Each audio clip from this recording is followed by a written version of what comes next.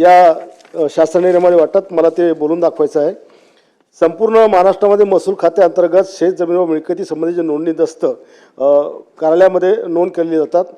मागील काही काळामध्ये शासनाने जमीन संबंधित शेतकऱ्यांच्या व जनतेच्या हितासाठी 4 प्रकारचे कायदे त्या ठिकाणी केले, त्याचा मी वाचा या ठिकाणी करत नाही, पण तारीख सांगतो। 4/11/25 चा कायदा, 23/8/2023 चा कायदा, 30/4/2025 चा कायदा, असे 4 कायदे या ठिकाणी केले।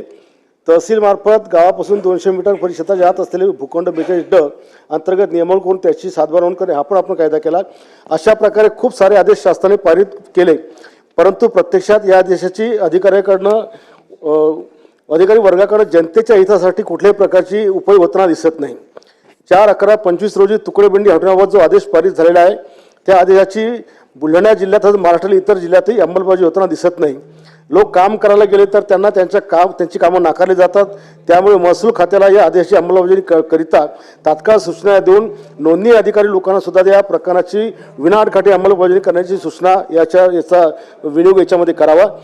23/8/2023 रोजी शासनाने जो तुकडीबंदी कायद्याअंतर्गत जमिनीची मूलभूत क्षेत्र ठरवून दिले आहे, यामध्ये सुद्धा संपूर्ण महाराष्ट्रात 11R ते 19R बागायत क्षेत्र आणि 20R चे पुढे असलेले जरे क्षेत्र याबाबत नोंदणी करण्याचे आदेश दिलेले आहेत। परंतु संपूर्ण महाराष्ट्रामध्ये शेतकरी वर्गाची अडवणूक करून 11R ते 19R जमिनीची सातबारावर विहिरीचे साधन सोबत फुलबाग किंवा फळबाग ही पिकं टाकून आणावे, नंतरच दस्त नोंदणी करावी असे नोंदणी अधिकारी सांगतात आणि दस्त नाकारतात। प्रत्यक्षात आदेशामध्ये फक्त बागायत हा शब्द वापरला आहे, मात्र स्वतःचे काही शब्द घालून हा या ठिकाणी शेतकऱ्यांना छळलं जातं। हंगामी बागायत व बारमाही बागायत असे प्रकार असून कुठेही बारमाही बागायत हा शब्द पूर्वीच्या कायद्यामध्ये वापरला नाही, तरी सुद्धा बारमाही बागायत सातबारा असावा असाच हट्ट नोंदणी अधिकारी त्या ठिकाणी देतात आणि दस्त नोंदणीला नकार देतात। काही पक्षकारांनी बारमाही बागाचे पीक टाकून आणले तरी सुद्धा त्यावर पैसे घेतल्याशिवाय खरेदी खत नोंदणीची प्रक्रिया पूर्ण करत नाही।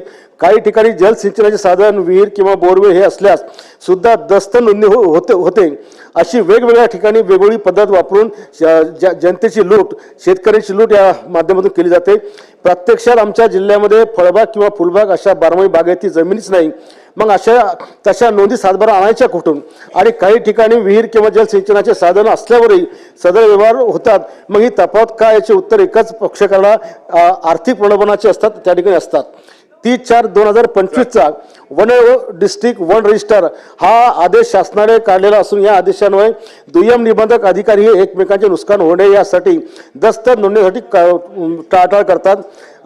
दस्त नोंदणी करताना आढळत नाही किंवा काही चुकीचे दस्तऐवज चुकीच्या नोंदणी करण्यात काही कारण नसताना तालुका सोडून नोंदताना आढळतात। यावरून दुय्यम निबंधक या लोकांची या संदर्भातला आर्थिक प्रलोभन हे या ठिकाणी दिसून येते। तहसील कार्यालयामार्फत गावापासून 200 मीटर परिसरात असलेले भूखंड 42D अंतर्गत नियमाकुल करून त्यांची सातबारामध्ये नोंद घेतल्या जात आहे। त्यानंतर सदरू भूखंड नियमाकुल झाला असे समजावे असा शासनाचा आदेश आहे, परंतु अशा नोंदी असतानाही दुय्यम निबंधक कार्यालयामध्ये बिनकामाच्या कागदपत्राची पूर्तता करायला सांगतात आणि ती पूर्तता होत नाही। त्याच्या मागची कारणं आपल्याला मला सांगण्याची गरज नाही, मात्र यामुळे जनता वरली जाते हे निश्चित आहे।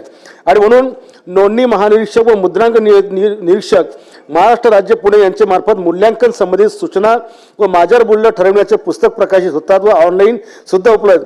सदर सूचना फलकामध्ये जनतेला जमिनीचे कसे मूल्यमापन करून घ्यावे, त्यानुसार त्यांच्याकडून अशा प्रकारे मुद्रांक शुल्क दस्तात लावून घ्यावा अशा प्रकारच्या सूचना स्पष्टपणे प्रकाशित केल्या आहेत। परंतु सदर दुय्यम निबंधक अधिकाऱ्यांच्या कार्यालयामध्ये म्हणजे हा बिलाशी संबंधित नाही, बिलाशी संबंधितच आहे, बिलाशी संबंधित याच बिलाशी संबंधित आहे। बरं, बोला।